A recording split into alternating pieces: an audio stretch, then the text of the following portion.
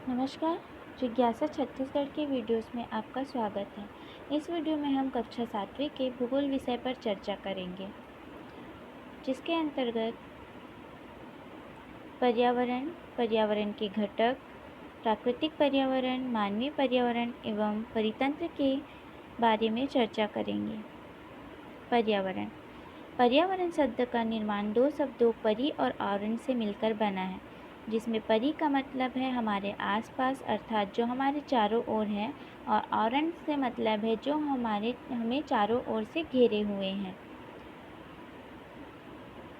जीवित प्राणी के चारों ओर पाए जाने वाले लोग, स्थान, वस्तुएं एवं प्रकृति को पर्यावरण कहते हैं। यह प्राकृतिक एवं मानव निर्मित परिघटनाओं का मिश्रण है। पर्यावरण के घटक। पर्यावरण के घटक हैं प्राकृतिक, मानव निर्मित एवं मानव। प्राकृतिक में सजीव, जैवमंडल, स्थलमंडल, वायुमंडल, जलमंडल शामिल हैं। वैसे ही मानव निर्मित में इमारतें, पार्क, पुल, सड़क, उद्योग, स्मारक शामिल हैं। मानव पर्यावरण का घटक कैसे होता है?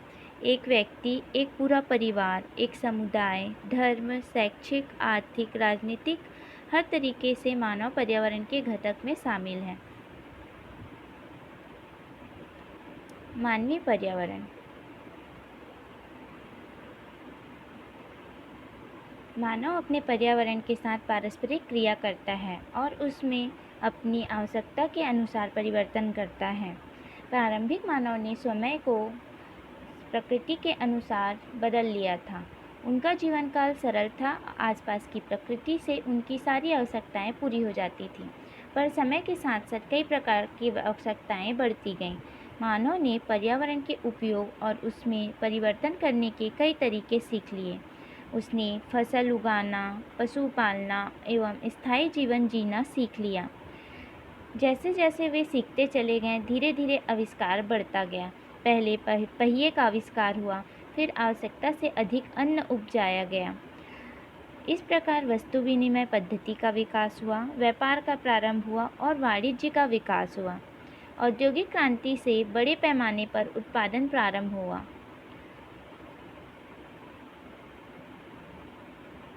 मानवीय के बाद हम जानेंगे प्राकृतिक पर्यावरण के बारे में। प्राकृतिक पर्यावरण से सीधा आशय है प्रकृति से प्राप्त पर्यावरण। भूमि, जल, वायु, पेड़ पौधे एवं जीव जंतु मिलकर प्राकृतिक पर्यावरण बनाते हैं। स्थलमंडल, जलमंडल, वायुमंडल, जैवमंडल से आप पहले से ही परिचित हैं। पृथ्वी की ठोस परपटी या कठोर ऊपरी परत को स्थलमंडल कहते हैं। यह चट्टानों और खनिजों से बना होता है।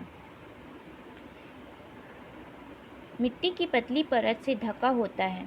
पहाड़, पठार, मैदान, घाटी, विभिन्न स्थलाकृतियाँ, विषम धरातल होता है। स्थलमंडल का वह क्षेत्र जो हमें वन, कृषि एवं मानव बस्तियों के लिए भूमि एवं पशुओं को चरने के लिए घास स्थल प्रदान करता है एवं यह खनिज संपदा का भी एक स्रोत है। जलमंडल। जल के क्षेत्र को जलमंडल कहा जाता है। यह जल के विभिन्न स्रोतों, नदी, झील, समुद्र, महासागर आदि जैसे विभिन्न जलाशयों से मिलकर बनता है। वायुमंडल। पृथ्वी के चारों ओर फैली वायु की पतली परत को वायुमंडल कहते हैं।